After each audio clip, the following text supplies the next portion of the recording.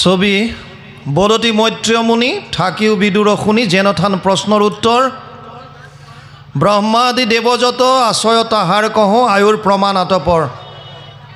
ইয়াত এতিয়া ক'ব যে ব্ৰহ্মা আদি যিমানবিলাক আছে তেওঁলোকৰ আয়ুস কেনেকুৱা সেই কথাখিনি ইয়াত ক'ব। প্ৰথমতে 4টা যুগৰ কথা আহিছে। আমি অলপ আগতে কৈছিলোঁ আপোনালোকক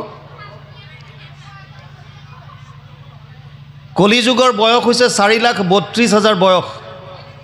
বৰ্তমান কলিযুগৰ বয়স যদি চাই আয়ুস 4,32,000। বৰ্তমান কলি কিমান ডাঙৰ হৈছে যদি জানিব বিচাৰিছে তেতিয়াহ'লে খুব জোৰত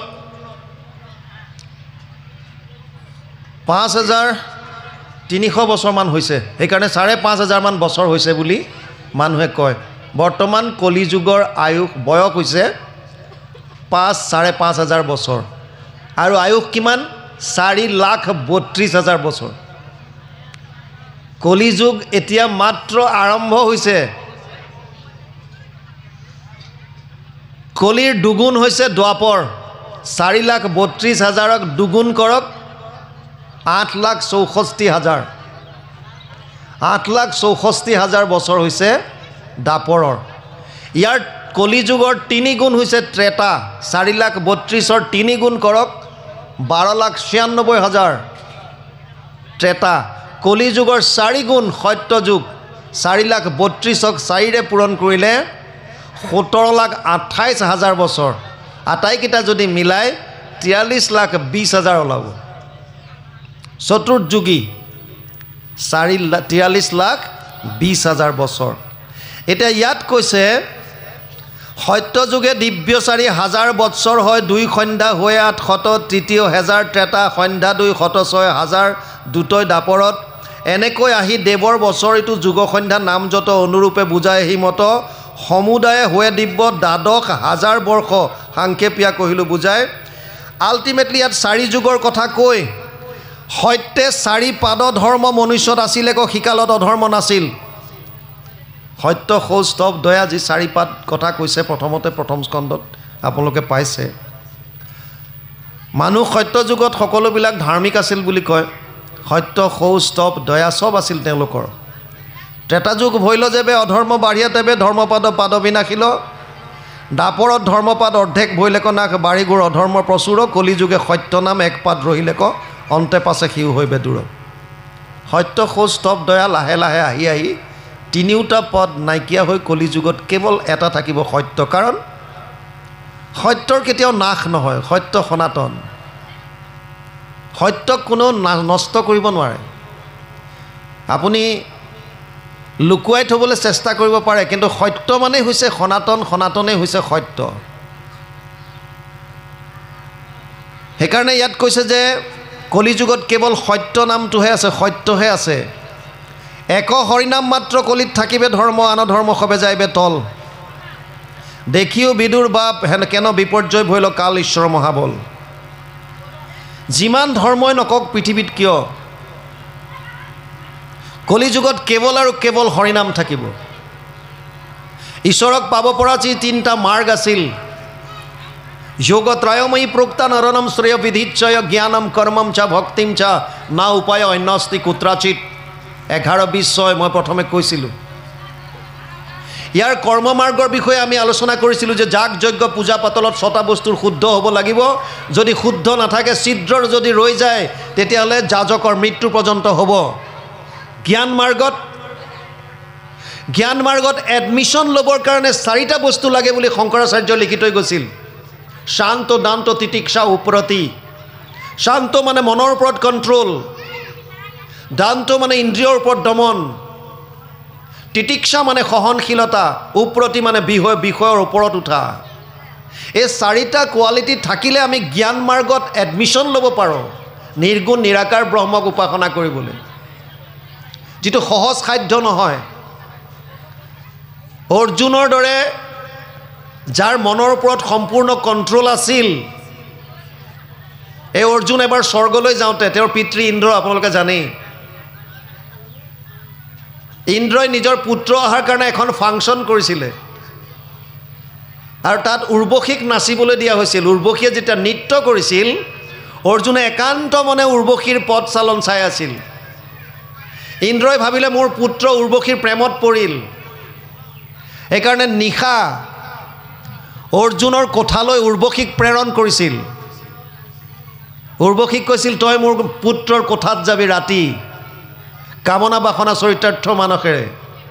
আৰু উৰ্বশী যেতিয়া ৰাতি অৰ্জুনৰ ওচৰলৈ গৈছিল, অৰ্জুনে উৰ্বশীক দেখাৰ লগে লগে কৈছিল হে মাতৃদেৱী, তুমি মোৰ ৰুমত ইমান ৰাতি অকলে আহিছা কিয়? উৰ্বশীৰ ইগত লাগিছিল, ইগত। তেওঁ মনত ভাবিছিল মোৰ সৌন্দৰ্যৰ কাৰণে দেৱতা অসুৰৰ যুদ্ধ হয়, মোৰ সৌন্দৰ্যৰ কাৰণে ডাঙৰ ডাঙৰ ঋষিমুনিৰ তপস্যা ভংগ হয়, আৰু ই সাধাৰণ এটা মনুষ্য হয় মোৰ ওচৰলৈ আহিব ইচ্ছা কৰি, মোক পাবলৈ ইচ্ছা কৰা নাই, কামনা বাসনা চৰিতাৰ্থ কৰাৰ ইয়াৰ মানসিকতা নাই, ই মোক নেগলেক্ট কৰিছে।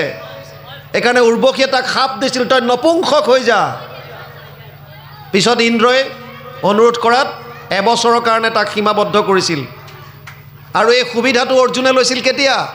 অজ্ঞাতবাসৰ সময়ত, যেতিয়া বিৰাটৰ তাত আছিল বৃহন্নলা হৈ নপুংসক হৈ আছিল। সেই অৰ্জুনেও যুদ্ধৰ প্ৰাক মুহূৰ্তত যেতিয়া ভগৱান কৃষ্ণই কৈছিল সমত্বম যোগ উচ্যতে, সমত্বতহে যোগ আছে, সকলোকে সমান দৃষ্টিৰে চাবলৈ শিকা, অৰ্জুনে কৈছিল যো অয়ম যোগস্থয়া প্ৰোক্ত সাম্যেন মধুসূদন এতদস্মান না প্ৰণশ্যতি। মই এইটো নোৱাৰোঁ, কিয়? চঞ্চলম হি মন কৃষ্ণ প্ৰমাথি বলবদৃঢ়ম তস্যহম নিগ্ৰহম মন্যে বায়ুৰিব সুদুষ্কৰম। 6ষ্ঠ অধ্যায় 35 আৰু 36 নম্বৰ শ্লোক গীতা।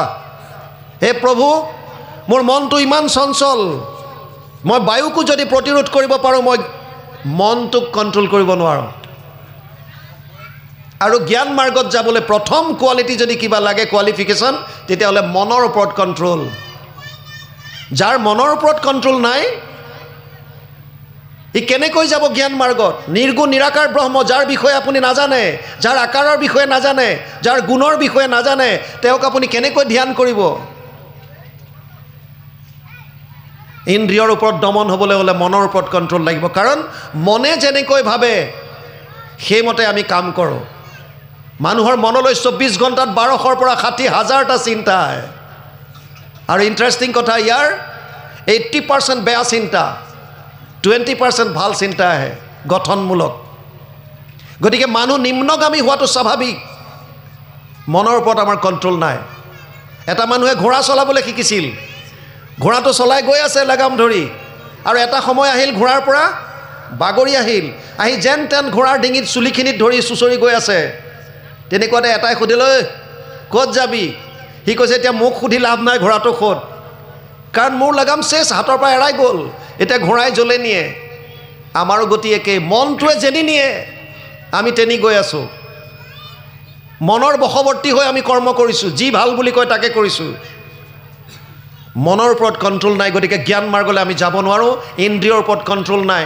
তিতিক্ষা, সহনশীলতা গুণ, অলপ ঠাণ্ডা সহ্য কৰিব নোৱাৰোঁ, অকণমান গৰম সহ্য কৰিব নোৱাৰোঁ, কোনোবাই কিবা এটা ক'লে আমাৰ সহ্য নহয়, বিষয়ৰ ওপৰত আমি উঠিব নোৱাৰোঁ। গতিকে ভগৱানে অৰ্জুনক কৈছে 12শ অধ্যায় ভক্তিযোগ গীতা, ক্লেশো অধিকতৰস্তেষাম অব্যক্ত আসক্ত চেতসা অব্যক্ত হি গতিৰ দুখম দেহবদ্ভিৰ অৱাপ্যতে। 12শ অধ্যায় 5 নম্বৰ শ্লোক গীতা। হে অৰ্জুন, জ্ঞান মাৰ্গ অতি কষ্টকৰ, তই নোৱাৰিবি। সহজ সুলভ মাৰ্গ কি তেতিয়াহ'লে? ভক্তি মাৰ্গ। সেইকাৰণে কৈছে ইয়াত। আৰু যুগ ধৰ্মৰ ফালৰ পৰা যদি চাই, কৃতে য়দে ধ্যায়াত বিষ্ণু ত্ৰেতায়াম যজতে মখে দ্বাপৰে পৰিচাৰ্যায়াম কলৌ তদ হৰি কীৰ্তনাত। 12:52 ভাগৱত 12শ স্কন্ধ 3য় অধ্যায় 52 নম্বৰ শ্লোক। সত্য যুগে ধ্যান, ত্ৰেতা যুগে যজ্ঞ, দ্বাপৰ যুগত পূজা, কলিত হৰিৰ কীৰ্তন বিনাই আৱৰ নাহিকে দূজা। যুগ ধৰ্ম মানুহে কয় যে আমি কেলে মানিম? আপোনাৰ হাতত এতিয়া চুৱেটাৰ আছে, আপোনাৰ হাতত শ্বল আছে, আপুনি লৈছে, আপুনি জুন জুলাইত এই চুৱেটাৰ পিন্ধিব? আপোনাৰ এৰী চাদৰ লৈ থাকিব? নাথাকে। কিয়? তেতিয়া আপুনি পাতল কটনৰ চাৰ্ট পিন্ধিব। কিহৰ কাৰণে? সময়। মোৰ দেউতাই 4 কিলোমিটাৰ গৈ পেলাই চেনি কিনি আনিছিল, তেতিয়া ওচৰত দোকান নাছিল। আমাৰ দিনত কণ্ট্ৰলৰ দোকান আহি গ'ল, গাঁৱে গাঁৱে দিলে। মই ক'ম নেকি যে মোৰ দেউতা 4 কিলোমিটাৰৰ পৰা চেনি আনিবলৈ গৈছিল, ময়ো সেইটো পৰম্পৰাতে 4 কিলোমিটাৰৰ পৰা চেনি আনিব যাম। আপোনাৰ কাষত কণ্ট্ৰলৰ পাই আছে, সুগম সুলভ, সুগম সুলভ যদি কিবা মাৰ্গ আছে হৰিনাম কীৰ্তন, একো চিন্তা নাই। হৰিনাম কীৰ্তনত নাহি স্থান কাল পাত্ৰ, নিয়ম সংযম একো বিধি। আপুনি লেটিনত বহি ৰাম ৰাম কৈ থাকক, কোনে মানা কৰিছে? ৰাম ৰাম কৈ থাকক লেটিনত বহি, কোনে মানা কৰে আপোনাক? কোনো স্থান কাল পাত্ৰৰ একো নিয়ম নাই। কলিযুগত সত্য নাম এক পাদ ৰহিলে কয়, এক হৰিনাম মাত্ৰ কলিত থাকিবে ধৰ্ম, আন ধৰ্ম সবে যাইবে তল। কেৱল হৰিনাম থাকিব, তাৰ বাহিৰে আন একো নাথাকে, চব তল যাব। আৰু যিটো বস্তু আমি ভালকৈ কৰিবই নোৱাৰোঁ, আমিতো কওঁ আপোনালোকে যাগ যজ্ঞ পূজা পাতল যিসকলে কৰিছে কৰক, কিন্তু সৰু এপা বৈদিক ধৰ্ম পালন কৰিবলৈ শিকক, বৰ্ণাশ্ৰম ধৰ্ম শিকক, প্ৰপাৰলি বেদ মন্ত্ৰ উচ্চাৰণ কৰক। যদি মন্ত্ৰত খেলি মেলি হ'ল তেতিয়াহ'লে কিন্তু কোনো ক্ষমা নাই। আমি সেইখিনি নকৰোঁ, আমাৰ সময় নাই। ইফালে লাগে টকা আৰু ইফালে আমি ভাবোঁ যে আমি এইটো মতে কৰি চাওঁ। চব কেলে মিলিব? খেলি মেলি চব নহ'ব। সহজ সুলভ ধৰ্ম দিছে হৰিনাম। আপুনি আপোনাৰ কাম কৰি থাকক, মুখেৰে খালি ঈশ্বৰৰ নাম লওক, বছ হৈ গ'ল। অনন্য চেতা সততাম য়ো মাম স্মৰতি নিত্যসহ তস্যাহম সুলভ পাৰ্থ নিত্যযুক্তস্য যোগিন। অষ্টম অধ্যায় 16 নম্বৰ শ্লোক গীতা। অনন্যভাৱে যি মোক চিন্তা কৰিলে, অনন্য চেতা সততম য়ো মাম স্মৰতি নিত্যসহ, যিজনে মোৰ স্মৰণ কৰিলে নিত্য, সদায়, নিৰন্তৰ, তস্যাহম সুলভ পাৰ্থ, তাৰ কাৰণে মই অতি সুলভ, মোক সহজতে পাব পাৰে। আপুনি ঈশ্বৰ বিচাৰি মঠ মন্দিৰ যোৱাৰ দৰকাৰ নাই। দেৱৰো ঈশ্বৰ হৰিতান্ত মহা যত্ন কৰি লৈও এক শৰণ সাক্ষাৎ, যাৰ ইচ্ছা মুখ্য পাইবে নালাগে দূৰক যাইবে, আশা হৰি সবাৰো হিয়াত। ঈশ্বৰ ইয়াত আছে আৰু আপুনি বাহিৰত গোটেই দুনিয়া বিচাৰি ফুৰিছে। আপোনাক লাগে মেডিচিন, আপুনি হোটেলত গৈ পেলাই কৈছে মোক মেডিচিন দিয়া। আপোনাক যি পৰম আনন্দ লাগে সেইটো আছে কৃষ্ণ, আৰু আপুনি বিচাৰি আছে বেলেগত। ক'ত পাব? আশ্ৰয়, আশ্ৰয় ক'ত ল'ব লাগে? প্ৰপাৰ 10টা লক্ষণ যদিও ভাগৱতে কৈছে, ভাগৱতৰ মূল উদ্দেশ্য হৈছে আশ্ৰয়। কলিযুগৰ মানুহে ক'ত শৰণ ল'ব? দশমৰ্থ বিশুদ্ধ্যাৰ্থম নবানিমিহ লক্ষণম বৰ্ণয়ন্তী মহাত্মান শ্ৰুতেন অৰ্থেন চাঞ্জসা। 2:2 দ্বিতীয় স্কন্ধ ভাগৱত 10ম অধ্যায় 2য় শ্লোক। আশ্ৰয় ক'ত ল'ম? আজি মানুহ দুদুল্যমান হৈ আছে। প্ৰপাৰ জেগাত আশ্ৰয় ল'বলৈ শিকক। এখন দেশত এজন ৰজা আছিল। ৰজাজনৰ কোনো সন্তান নাছিল। আমাৰ যিটো বস্তু নাথাকে তাত আমি সুখ আছে বুলি ভাবোঁ, এইটোৱে আমাৰ ভুল। সেইকাৰণে থকা বস্তুটোৰ আনন্দ আমি ল'বলৈ শিকিব পৰা নাই। ভাগৱতে কৈছে, যিটো পোৱা তাতে হৈবা সন্তোষিত মন, এতেক প্ৰকাৰে তুষ্ট সন্ত নাৰায়ণ। যিটো আছে তাত সন্তুষ্ট হ'বলৈ শিকা। আৰু আমাৰ মন হৈছে যিটো নাই, আমি তাত সুখ আছে বুলি ভাবোঁ। আপোনাৰ হাতত 10,000 টকীয়া এটা স্মাৰ্টফোন আছে, এণ্ড্ৰইড আছে, আপোনাৰ লগৰটোৱে আইফোন লৈ আহিল 80,000 1 লাখ টকা দি, আপোনাৰ সুখ নাইকিয়া হৈ গ'ল। যিটো ফোনে আপোনাক সুখ দি আছিল, আনন্দ দি আছিল, তাত সুখ নাই। কিয়? যিটো নাই সেইটো পোৱাৰ হাবিয়াস। ৰজাটোক উত্তৰাধিকাৰী লাগে, এটা সন্তান, যেনে তেনে হওক, যেন তেন প্ৰকাৰে ন, মোক খালি এটা ল'ৰা লাগে। আকৌ উপদেশ বিচাৰি গ'ল এজন তান্ত্ৰিকৰ ওচৰত। ই ক'লে, তোমাৰ সন্তান হ'ব, কিন্তু এটা ল'ৰা বলি দিব লাগিব। এটা বলি যদি দিয়া তেতিয়া এটা সন্তান হ'ব। ৰজাজন কিছু ধাৰ্মিক আছিল। ই ভাবিলে, মই কোনগৰাকী মাতৃৰ কোলাৰ পৰা সন্তান এটা কাঢ়ি আনিম আৰু আনি পেলাই মই বলি দিম মোৰ নিজৰ সন্তান পাবৰ কাৰণে। ইমানো মই অন্যায় কৰিব নোৱাৰোঁ। তান্ত্ৰিকক ক'লে, এইটো মোৰ দ্বাৰা সম্ভৱ নহয়। তান্ত্ৰিকজনে ক'লে, তেতিয়াহ'লে সন্তানৰ আশা নকৰিব, সন্তান আপোনাৰ নহয়। লোভত পৰিলে আমি পাপ কৰোঁ। ত্ৰিবিধম নৰকস্যেদম দ্বাৰম নাশনম আত্মন কাম ক্ৰোধ তথা লোভ তস্মাৎ ত্ৰয়ম ত্যজেত। ষষ্ঠাদশ অধ্যায় 21 নম্বৰ শ্লোক গীতা ত্ৰিবিধম নৰকস্যেদম দ্বাৰম নাশনম আত্মন আমাক নাশ কৰিব পৰা তিনিটা বস্তু আছে কাম ক্ৰোধ আৰু লোভ এই তিনিওটাকে নৰকৰ দ্বাৰ বুলি কৈছে ত্ৰিবিধম নৰকস্যেদম দ্বাৰম নাশনম আত্মন কাম ক্ৰোধ তথা লোভস তস্মাৎ এতত্ৰয়ম ত্যজেত তিনিওটা ত্যাগ কৰিবলৈ কৈছে কিন্তু ৰজাটো লোভত পৰিল সন্তান লাগে আৰু সন্তান কেনেকৈ আহিব নৰবলি দিব লাগিব উপায়ন নাই সেইকাৰণে এটা উপায় উলিয়ালে সাপো মৰক লাঠিও নাভাগক ৰাজ্যত ঘোষণা কৰি দিলে যদি কোনোবাই নিজ ইচ্ছাৰে যদি কাৰোবাৰ সন্তান বলি সজাই মোলে পঠিয়াই দিয়ে তাক মই ইমান ধন টকা পইচা দিম যে 14 পুৰুষ আনন্দত খাব পাৰিব লোভটো দি দিলে সমাজলৈ আমি আকৌ লোভিয়া মানুহ স্বভাৱে লম্পট বিষয়ত অনুৰাগ আমি সব লম্পট বিষয়ত অনুৰাগ সেইখন ৰাজ্যত এটা পৰিয়াল আছিল যাৰ 9টা ল'ৰা মাক বাপেকে ভিক্ষা খুজি খুৱায় তে সিহঁতে 9টা ল'ৰাক বহুৱাই লৈ ক'লে যে বোপায়ো এটা বৰ চান্স পাইছোঁ গোল্ডেন চান্স তহঁত 9টাৰ মাজৰ এটা মাইনাছ হৈ যা এটা বিয়োগ হৈ যা আৰু বাকীকেইটাই আমি আনন্দত দিন কটাব পাৰিম কুৱেশ্যন আহিল কোনটো যাব ডাঙৰ ল'ৰাটোক ক'লে যে তয়ে যা বলি হৈ সি ক'লে মই কিয় যাম তহঁতে জন্ম দিছিলি আমি নিজৰ ভৰিত থিয় হ'ব নোৱাৰালৈকে তহঁতৰ দায়িত্ব পালন পোষণ কৰ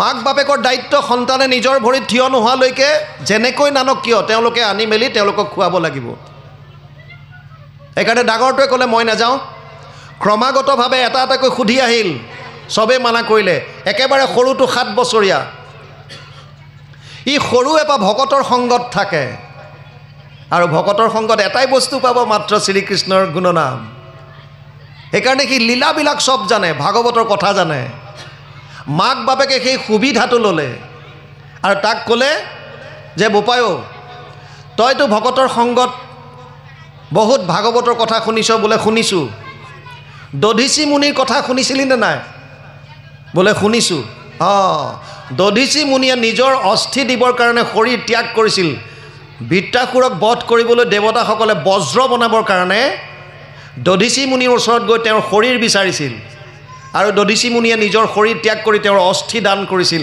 সেই অস্থি আৰু ভগৱানৰ তেজ তাত দি বজ্ৰ তৈয়াৰ কৰিছিল জীপাত বজ্ৰৰ দ্বাৰা বৃত্ৰাসুৰক বধ কৰে এতিয়া মাক বাপেকে পিতেকক ক'লে যে তইতো শুনিছিলি দধিচি মুনিয়ে নিজৰ শৰীৰ ত্যাগ কৰি দেৱতাসকলক ৰক্ষা কৰিছিল তয়ো আজি তোৰ শৰীৰ ত্যাগ কৰি তোৰ ককায়েৰ বা আমাক তই ৰক্ষা কৰ সেই সৰু ল'ৰাটোৱে ক'লে যে এটা চৰ্তত মই যাম কিন্তু এটা চৰ্ত মোৰো আছে বোলে কি তহঁত দুইটাই মোক আদেশ দে অৰ্ডাৰ কৰ যদি পিতৃ মাতৃয়ে অৰ্ডাৰ কৰে ৰামচন্দ্ৰই বাপেকৰ আজ্ঞা পালি 14 বছৰ বনবাসলৈ গৈছিল পৰশুৰামে পিতৃ বাক্য পালি মাক ৰেণুকাৰ ডিঙি কাটি দিছিল ময়ো যাম মই বলি হৈ যাম কিন্তু মোক অৰ্ডাৰ দে তহঁতে আদেশ কৰ মাক বাপেকে ক'লে আদেশ কৰিছোঁ তই যা মাক বাপেকক পইচা লাগে পিতেকক বেছি দিলে আৰু ৰজাৰ ঘৰলৈ খবৰ দিলে পিছদিনা সৈন্য আহি গ'ল যিটো সময়ত ল'ৰাটোক লৈ গৈছিল সি খুব কান্দিছিল মাক বাপেকৰ মুখলৈ চাইছে সৰু ল'ৰা 7 বছৰীয়া ল'ৰা গাঁৱৰ মানুহ গোটেই জমা হৈ গ'ল সি সবৰ মুখলৈ চাইছে সবৰ চকুলৈ চাইছে কিজানি কোনোবাই কয় নেকি বোপাইটোক পঠাব নালাগে আমি গাঁও পাতি থাকোঁ কিয় কোনোবা বিপদত পৰিলে ইজনে সিজনে সহায় কৰি তাক উদ্ধাৰ কৰিব লাগে নহ'লে গাঁও পাতি থকাৰ লাভ কি কোনেও নক'লে কোনেও নামাতিলে তাক লৈ গ'ল মহাৰাজৰ ওচৰত থিয় কৰালে মহাৰাজে তান্ত্ৰিকজনক খবৰ দিলে তান্ত্ৰিকজন আহিল এখন নদীৰ পাৰলৈ লৈ যোৱা হ'ল নদীৰ পাৰত এটা ভব্য মূৰ্তি তৈয়াৰ কৰিলে আৰু ল'ৰাটোক মাহ হালধি সানি বলি সজাই এধাৰি মালা পিন্ধাই দিয়া হ'ল কাটোৱাল আহিল মস্ত প্ৰকাণ্ড এখন দা লৈ ল'ৰাটোক আগবঢ়াই আনি বলিশালত মূৰ থ'বলৈ দিলে সি মূৰ থ'লে তান্ত্ৰিকে কাটোৱালক ক'লে আহ মন্ত্ৰ উচ্চাৰণ হ'ল মহাৰাজে ল'ৰাটোক সুধিলে বোপায়ো অন্তিম কিবা ইচ্ছা আছে যদি তোৰ ক সি ক'লে মহাৰাজ কেৱল 7 বছৰ মাত্ৰ মোৰ বয়স গোটেই জীৱনটো আগত পৰি আছে আপুনি মোৰ ইচ্ছাৰ কথা কৈছে গোটেই জীৱনটো মোৰ সন্মুখত কিন্তু আপোনাক সন্তান লাগে আৰু মোৰ মা দেউতাক টকা লাগে গতিকে মোৰ ইচ্ছা জানি আপুনি কি কৰিব আপোনালোক দুইটা পাৰ্টিৰ ইচ্ছা পূৰণ হওক মই মোৰ শৰীৰ ত্যাগ দিম ৰজাই ক'লে তথাপিও তোৰ যদি কিবা অকণমান শেষ ইচ্ছা আছে ক যিটো ইচ্ছা মই পূৰণ কৰিব পাৰোঁ মই পূৰাম ল'ৰাটোৱে ক'লে অকণমান ঈশ্বৰ আৰাধনা কৰি ল যাবইতো লাগিব সি বালিতে 4টা ঘৰ বনালে ঢেপি বনালে 4টা প্ৰথমটো ঢেপিৰ ওচৰত গৈ পেলাই সি প্ৰাৰ্থনা কৰিব বিচাৰিছে কিন্তু কৰিব পৰা নাই হুকাই কান্দিছে সি খুব কান্দিছে আৰু শেষত সি বালি ঘৰটো ভাঙি পেলালে দ্বিতীয়টোৰ ওচৰত গ'ল দ্বিতীয়টোৰ ওচৰতো সি কান্দিছে হুকাই কান্দিছে নোৱাৰিলে ভাঙি দিলে তৃতীয়টো ভাঙি দিলে চতুৰ্থটোৰ যিটো বালিঘৰ আছিল তাৰ ওচৰত গৈ সি সেৱা কৰি প্ৰাৰ্থনা গাইছে কিন্তু তাৰ পাছতে তাৰ যেন মুখলৈ কিবা এটা ৰূপান্তৰ আহি গ'ল হাঁহিৰ জিলিঙনি এটা আহি গ'ল সি চকু পানী মুচি দিলে আৰু হাঁহি হাঁহি তাৰ পৰা উঠি আহিল আহি বলিশালত মূৰ থৈ পেলাই ক'লে মহাৰাজ অৰ্ডাৰ দিয়ক কাটক তান্ত্ৰিকজনে ভয় খাই গ'ল মহাৰাজ স্তম্ভিত হৈ গ'ল কি কৰিলে এইবিলাক মহাৰাজে সুধিলে বোপাই তই কি কৰিলি ই কৈছে জানি কৰিব কি আপুনি ডিঙি কাটিব আদেশ দিয়ক তান্ত্ৰিকটোৱে ভয় খাই গ'ল এইবিলাক কিবা মন্ত্ৰ চন্ত্ৰ জানে নেকি ইয়াক কিজনী ঘাপ মাৰি দিলে মোৰ ডিঙিটো সৰি পৰি যায় ই বালি ঘৰ বনাই আকৌ ভাঙি পেলালে যাদু মন্ত্ৰ জানে নেকি তান্ত্ৰিকে ক'লে নাই তই কি কৰিলি ক মহাৰাজে ক'লে বোপাই কি কৰিলা বুজাই দিয়া সি কৈছিল মহাৰাজ এই 4টা মোৰ আশ্ৰয়ৰ স্থান 4টাটো তুমি 3টা ভাঙিয়ে পেলালা বোলে হয় বুজাই দিয়া বোলে প্ৰথমটো মোৰ পিতৃ মাতৃৰ আশ্ৰয় সৰুৰে পৰা মই যেতিয়া বিপদত পৰোঁ মই দৌৰ মাৰি গৈ মাৰ কোলাত উঠোঁ মই দৌৰ মাৰি গৈ দেউতাৰ কোলাত উঠোঁ আৰু মাৰ কোলা বা দেউতাৰ কোলা পালে মই নিজকে খুব সিকিউৰ্ড ফিল কৰোঁ সুৰক্ষিত ফিল কৰোঁ মই জানো যে মোক এতিয়া কোনো অপকাৰ কৰিব নোৱাৰে আপুনি কোনোবা ল'ৰা ছোৱালীক যদি বেয়াকৈ গালি পাৰে সি কেনেবাকৈ গৈ তাক ভয়ো দেখুৱায় সি মাকৰ কোলা পালে আপোনাক এনেকৈ দেখুৱাই দিব কিয় মই এতিয়া মাক পাই গ'লোঁ তই মোক কিটো কৰিব পাৰিবি মাৰ কোলা পালোঁ সেই মা দেউতাই আজি মোক বলি সজাই পঠাই দিলে গতিকে এইটো আশ্ৰয় মোৰ কাৰণে মিছা দ্বিতীয়টো কোন দ্বিতীয়টো মোৰ মিতিৰ কুটুম মোৰ গাঁৱৰ ৰাইজ মই ভাবিছিলোঁ বিপদৰ সময়ত যাৰ লগত একেলগে আছোঁ তেওঁলোকে মোক সহায় কৰিব কিন্তু যেতিয়া মোক সৈন্যই লৈ আহিছিল ধৰি মই প্ৰত্যেকজনৰ মুখলৈ চাইছিলোঁ প্ৰত্যেকজনৰ চকুলৈ চাইছিলোঁ কোনো এজন আগবাঢ়ি নাহিল যে বোপাইটোক নিব নালাগে ভাৰতত এতিয়া এনেকুৱা গাঁও আছে এতিয়াও আছে আমি বাহিৰত ঘূৰি ফুৰোঁতে দেখোঁ যিবিলাক গাঁৱত কাৰোবাৰ ঘৰত বিয়া হ'লে মাক বাপেকে এটা ফুটা কৰি খৰচ কৰিব নালাগে গাঁৱৰ মানুহে বৰঙণিৰ দ্বাৰা পাতে গাঁৱৰ মানুহে পইচা উঠাই ল'ৰা ছোৱালী বিয়া পাতে মাক বাপেকৰ একো চিন্তা নাই আৰামত থাকে ই কৈছিল মই প্ৰত্যেকৰ মুখলৈ চাইছিলোঁ কোনো আগবাঢ়ি নাহিল বোলে তৃতীয়টো মোৰ ভাগ্য আমি 9টা ল'ৰা 8টাৰ ভাগ্য ভাল গুচি গ'ল পাৰ হৈ আৰু মই আটাইতকৈ সৰু অথচ মই বলি হৈ আহিবলগীয়া হ'ল মহাৰাজে ক'লে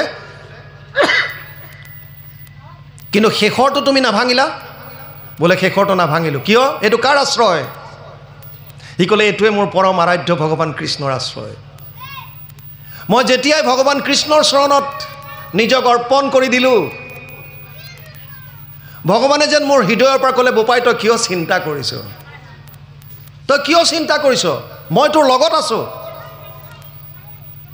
তই শৰীৰ নহয় তই আত্মা আৰু আত্মাক ইহঁতে নষ্ট কৰিব নোৱাৰে নৈনম চিন্তন্তি শস্ত্ৰাণি নৈনম দহতি পাৱক না ক্লেনম শোষ্যম তপুনা শোষয়তি মাৰুত অচেদ্য অয়ম দাহ্য অয়ম ক্লেদ্য স্বচ্ছ এবচ নিত্য সৰ্বগত স্থানুৰ অচল অয়ম সনাতন দ্বিতীয় অধ্যায় গীতা 23 আৰু 24 নম্বৰ শ্লোক ভগৱানে অৰ্জুনক কৈছে আত্মাক কোনো নাশ কৰিব নোৱাৰে ইয়াক অস্ত্ৰই কাটিব নোৱাৰে পানীয়ে তিয়াব নোৱাৰে, বায়ুৱে শুহিব নোৱাৰে, জুয়ে জ্বলাব নোৱাৰে। নৈনম চিন্দন্তি শাস্ত্ৰাণি নৈনম দহতি পাৱক ন চৈনম ক্লেদয়ম তপনা শোষয়তি মাৰুত। মোক যেন ভগৱানে ক'লে ভিতৰৰ পৰা, আৰে বোপাই, যেনেকৈ কাপোৰ ফাটি গ'লে মানুহে নতুন বস্ত্ৰ পৰিধান কৰে, তেনেকৈ এটা শৰীৰ ত্যাগ কৰিলে বেলেগ এটা শৰীৰ পায়। তই কিয় চিন্তা কৰিছ? বশংসি জীৰ্ণানি যথা বিহায় নৱানি গৃহণাতি নৰোপৰাণি তথা শৰীৰানি বিহায় জীৰ্ণানি অন্যান সংয়াতি নৱানি দেহি। দ্বিতীয় অধ্যায় গীতা 21 নম্বৰ শ্লোক। অৰ্জুনক কৈছে যেনেকৈ বস্ত্ৰ ফাটি গ'লে নতুন বস্ত্ৰ পৰিধান কৰে, তেনেকৈ এটা শৰীৰ শেষ হৈ গ'লে বেলেগ শৰীৰ পাবি। মই আছোঁ তোৰ লগত, তই নিশ্চিন্ত হ, উঠ। ই ক'লে মোক ভগৱানে ইমান অভয় দান দিয়াৰ পাছত আৰু মোৰ ভয় নাই, মহাৰাজ মোৰ শিৰচ্ছেদ কৰক। ডিঙি পাতি দিলে বলিশালত। তান্ত্ৰিকে কাটোৱালক মাতিলে, আহি যা। কাটোৱালাকো দা লৈ উদ্যত। মহাৰাজে ক'লে, এক মিনিট ৰ। তান্ত্ৰিকক সুধিলে, তোৰ গেৰেণ্টি আছেনে এই ল'ৰাটো বলি দিয়াৰ পাছত মোৰ যিটো সন্তান হ'ব ই ল'ৰা হ'ব? তান্ত্ৰিকে ক'লে, সন্তান এটা হ'ব। এতিয়া ল'ৰা হয় নে ছোৱালী হয়? সন্তানটো এটা হ'ব, এতিয়া ল'ৰা হয় নে ছোৱালী হয় গেৰেণ্টিটো দিব নোৱাৰ। আচ্ছা, তোৰ গেৰেণ্টি তই দিব পাৰিবিনে মোৰ যিটো সন্তান হয় ই ইয়াৰ দৰে সংস্কাৰী হ'ব যে পিতৃ মাতৃৰ এটা আদেশ পালন কৰিবলৈ গৈ নিজৰ শৰীৰ 7 বছৰ বয়সত ই ত্যাগ কৰিবলৈ উদ্যত হৈছে? এনেকুৱা সংস্কাৰী পুত্ৰ? তান্ত্ৰিকে ক'লে, গেৰেণ্টি দিব নোৱাৰিম, সন্তান এটা হ'ব, কেনেকুৱা হয় ক'ব নোৱাৰিম, প্ৰাৰব্ধ জিলৈ আহে। আচ্ছা, তই গেৰেণ্টি দিব পাৰিবিনে যে মোৰ যিটো সন্তান ইয়াক বধ কৰাৰ পাছত হ'ব সেই সন্তানটো ইয়াৰ দৰে কৃষ্ণ ভক্ত হ'ব? ইমান নিষ্ঠা, ইমান দৃঢ় বিশ্বাস? তান্ত্ৰিকে ক'লে, মই গেৰেণ্টি দিব নোৱাৰোঁ। বোলে তেতিয়াহ'লে তোৰ তাম জাম বন্ধ কৰ। তান্ত্ৰিকে ক'লে, কিন্তু আপোনাৰ সন্তান নহয়, তেতিয়া ইয়াক যদি বলি নিদিয়ে আপোনাৰ সন্তান নহ'ব।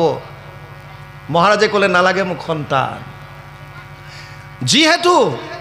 যিহেতু এই সন্তানটোক পিতৃ মাতৃয়ে ত্যাগ কৰি দিলে ধনৰ কাৰণে, সেইকাৰণে মই ঘোষণা কৰিছোঁ ইয়েই মোৰ সন্তান হ'ব, ইয়াকে মই তুলনীয়া পুত্ৰ হিচাপে গ্ৰহণ কৰিলোঁ। মোৰ উত্তৰাধিকাৰী হিচাপে মই এই সন্তানটোকে গ্ৰহণ কৰি ল'লোঁ।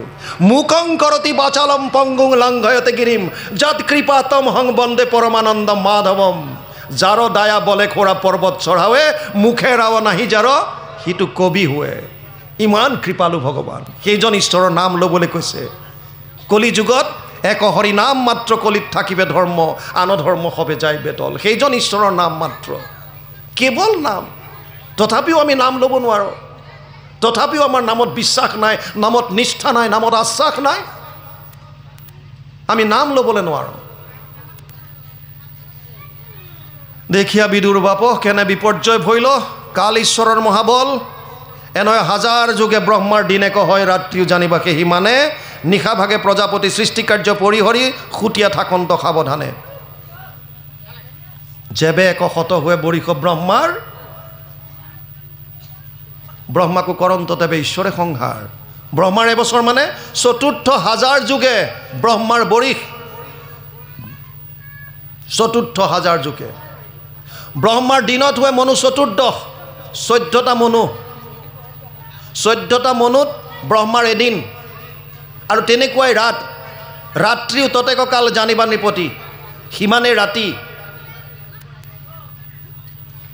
আৰু এনেকৈ দিন ৰাতি কৰি যেতিয়া 100 বছৰ হ'ব ব্ৰহ্মাৰ, যেবে এক শত হুয়ে বৰিষ ব্ৰহ্মাৰ, ব্ৰহ্মাকো কৰন্ত তেবে ঈশ্বৰে সংহাৰ। ব্ৰহ্মাকো সংহাৰ কৰি দিয়ে। ব্ৰহ্মাও হাত সাৰি যাব নোৱাৰে কাল মায়াৰ পৰা, কোনো সাৰিব নোৱাৰে। দিনৰ ভাগত তেওঁ সৃষ্টি কৰে, ৰাতি হ'লে শুই থাকে। প্ৰলয়, ব্ৰহ্মাৰ এদিন ৪৪,০০০ যুগ, ৪,০০০ যুগত ব্ৰহ্মাৰ এদিন। ৪,০০০ যুগ যোৱাৰ পাছত প্ৰলয় হয়, তাৰপিছত ৰাতি আকৌ ৪,০০০ যুগ, নিশাত ব্ৰহ্মা শুই থাকে। গতিকে সেইখিনি সময় প্ৰলয়, আকৌ ৪,০০০ যুগ দিন, আকৌ ৪,০০০ ৰাতি। এনেকৈ সৃষ্টি প্ৰলয়, সৃষ্টি প্ৰলয়, সৃষ্টি প্ৰলয়। 100 বছৰ যেতিয়া হ'ব, যেবে এক শত হুয়ে বৰিষ ব্ৰহ্মাৰ, ব্ৰহ্মাকো কৰন্ত তেবে ঈশ্বৰে সংহাৰ। ভগৱানে তেওঁক সহায় কৰিব। নিশা অৱসানে পুনু 3 লোক প্ৰৱৰ্তয়, চতুৰ্দশ মনু হুয়ে জাত, এক যে 70 যুগে একৈক মনুৰ কাল ধৰ্মততে প্ৰৱৰ্তে সাক্ষাৎ। একো একো মনন্তৰে ধৰ্ম ৰাখিবাৰ পদে অৱতাৰ হৈয়া ভগৱন্ত মনুপুত্ৰ ঋষি দেৱ ইন্দ্ৰ সমন্বিত নানাবিধ ধৰ্মক পালন্ত। এনেকৈ বিভিন্ন মনু 14 মনুত বিভিন্ন ধৰণৰ প্ৰভু ভগৱন্তৰ অৱতাৰ। অৰ্জুনক কৈছিল, হে অৰ্জুন, তোক মই যি যোগৰ কথা কৈ আছোঁ, এই যোগ আগতে মই সূৰ্য ভগৱানক কৈছিলোঁ। সূৰ্যক ইমম বিবস্বতে যোগম প্ৰোক্তবানহম অব্যয়ম বিবস্বান মনুৱে প্ৰাহু মনু ইচ্ছকৈ অব্ৰবীত এবং পৰম্পৰা প্ৰাপ্তম। এনেকৈ পৰম্পৰা ৰূপত 4ৰ্থ অধ্যায় 1ম শ্লোক এবং পৰম্পৰা প্ৰাপ্তম ৰাজৰ্ষয়ম বিদু স কালে নেহ মহতা যোগ নষ্ট পৰম তপ। পৰম্পৰাগতভাৱে আহি আছিল যোগ, কিন্তু কালৰ সোঁতত পৰি চব নষ্ট হ'ল। অৰ্জুনে ভাবিছিল, আৰে এইটো মোৰ লগৰ ভগৱান কৃষ্ণ, আমি এক সখা, ই সূৰ্যক কেনেকৈ ক'লে? সূৰ্যক কিনা ইমান আগৰ সূৰ্যক কেনেকৈ লগ পালে, কেনেকৈ ক'লে? তেতিয়া অৰ্জুনে প্ৰশ্ন কৰিছিল, অপৰম ভৱতু জন্ম পৰজন্ম বিবস্বত কথম এতৎ বিজানিয়ম ত্বম আদৌ প্ৰোক্তবানিতি। 4ৰ্থ অধ্যায় 4 নম্বৰ শ্লোক গীতা। হে প্ৰভু, তুমি মই দুইটা সমান। অপৰম ভৱতু জন্ম, তোমাৰ জন্মটো সাক্ষাতে এতিয়া হৈছে অলপতে। পৰজন্ম বিবস্বত, সূৰ্য বহুত আগৰ। কথম এতৎ বিজানিয়ম, কেনেকৈ মই মানি ল'ম? ত্বম আদৌ প্ৰোক্তবানিতি, যে তুমি কৈছিলা এই যোগৰ কথা। ভগৱানে তেতিয়া কৈছিল, হে অৰ্জুন, বহুনি মে ব্যতীতানি জন্মানি তব চা অৰ্জুন তানি অহম বেদ সৰ্বাণি না ত্বম বেদ্য পৰম তপ। 4ৰ্থ অধ্যায় 5 নম্বৰ শ্লোক গীতা। হে অৰ্জুন, তোৰে মোৰে আগতে বহুতবাৰ জন্ম হৈছে, তোৰ এইবিলাক মনত নাই, মই চব জানো। কেতিয়া মই জন্ম লওঁ তেতিয়া ক'লে, যদা যদা হি ধৰ্মস্য গ্লানিৰ্ভৱতি ভাৰত অদ্ভুত্যানবধৰ্মস্য তদাত্মানম সৃজম্যহম পৰিত্ৰাণায় সাধুনাম বিনাশায় চ দুষ্কৃতাম धर्म संस्थापनार्थाय संभवामि युगे युगे। जब जब होते हैं धर्म की हानि, बारहे असुर अधम अभिमानी, तब तब धरे प्रभु विविध शरीरा हरहि सदा सज्जन भव पीरा। भागवते लिखिছে, সৰাচৰ গুৰু ঈশ্বৰ কৃষ্ণৰ জন্মৰ শুনা কাৰণ সাধু সমস্তৰ দুখ দূৰ হইব নাখিবে দুষ্ট দুৰ্জন। মহন্তসকলে এইটো জন্ম কৰ্ম শুনিবে গাইবে মুখে, তিনিও তাপক এতেকে নিষ্ঠৰি পাইবে মুখ্য মহাসুখে। যেতিয়া যেতিয়া ধৰ্মৰ গ্লানি অধৰ্মৰ উত্থান হয়, ভগৱানে কৈছে তেতিয়া মই অৱতাৰ লওঁ। 3টা কাৰণ, পৰিত্ৰাণায় সাধুনাম, সন্তসকলক ৰক্ষা কৰিবলৈ, বিনাশায় চ দুষ্কৃতাম, দুষ্কৃতিকাৰীক নাশ কৰিবলৈ, ধৰ্ম সংস্থাপনাৰ্থায়, ধৰ্ম সংস্থাপন কৰিবৰ কাৰণে। 3টা কাৰণত মোৰ অৱতাৰ হয়। ইয়াত কৈছে, একো একো মনন্তৰে ধৰ্ম ৰাখিবাৰ পদে অৱতাৰ হৈয়া ভগৱন্ত মনুপুত্ৰ ঋষি দেৱ ইন্দ্ৰ সমন্বিতে নানাবিধ ধৰ্মক পালন্ত। একো দিৱসতে সৃষ্টি ব্ৰহ্মাৰ বোলয় সবে, যাক 3 লোক উপজয় আন দেৱ ঋষি পিতৃ মনুষ্য গন্ধৰ্ব পশু পক্ষী আদি যাহাত জন্ময়। এইমতে দিন মানে সৃষ্টি প্ৰৱৰ্তিয়া থাকে, পাছে আহি ৰাত্ৰি প্ৰৱৰ্তয় অনন্ত মুখৰ হন্তে মহাগ্নি উঠি পাছে 3 লোক খনেকেদ হয়। এনেধৰণে বিভিন্ন সৃষ্টি, তাৰ পাছত অনন্তৰ মুখৰ পৰা প্ৰচুৰ বহনি ওলাই সমস্ত নাশ কৰে বুলি দিছে। প্ৰলয়, সমস্ত যেতিয়া সৃষ্টি শেষ হয়।